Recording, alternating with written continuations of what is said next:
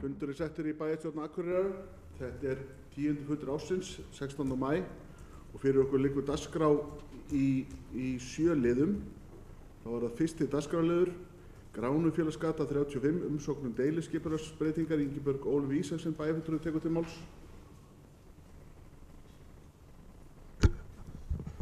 Forseti, ágætu bæjarfulltrúar. Hér erindi dagsett 25. janúar síðastliðinn, þar sem Valþór Brynjarsson fyrir hönd Kristjáns Ragnarssonar óskar eftir að fá að byggja við Gránufélagsgötu 35. Skipulagsráð heimilaði umsækjanda að leggja fram tillögu breytingu á deiluskipulagi. Grenndarkynning á tillögunni var frá 30. mars með athugasemdafresti til 1. maí 2017. Engin athugasemd barst. Skipulagsráð leggur til við bæjarstjórn að deiluskipulagstillagan verði samþykkt og sviðsstjóra skipulagssviðs falið að annast gildistöku hennar samkvæmt 42. grein skipulagslaga nr. 123 frá árinu 2010 með síðari breytingum.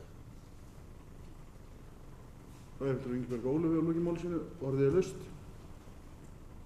Það sem enginn hefur kast í ljós, þá göngum við til atkvæðagreiðslu. Þessi geta samþykkt eins og gefa merki.